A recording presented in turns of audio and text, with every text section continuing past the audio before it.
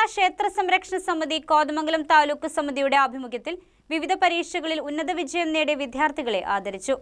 ക്ഷേത്ര സംരക്ഷണ സമിതി താലൂക്ക് പ്രസിഡന്റ് മധു ഡി കർത്ത അധ്യക്ഷത വഹിച്ചു.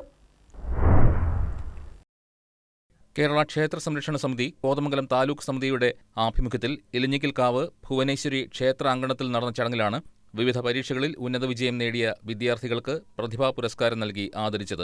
ചടങ്ങിൽ ക്ഷേത്ര സംരക്ഷണ സമിതി താലൂക്ക് പ്രസിഡന്റ് മധു ഡി കർത്ത അധ്യക്ഷത വഹിച്ചു. പ്രമുഖ ആത്മീയ സാംസ്കാരിക പ്രവർത്തകൻ ബാബു മാനിക്കാട്ട് മുഖ്യ പ്രഭാഷണം നടത്തി.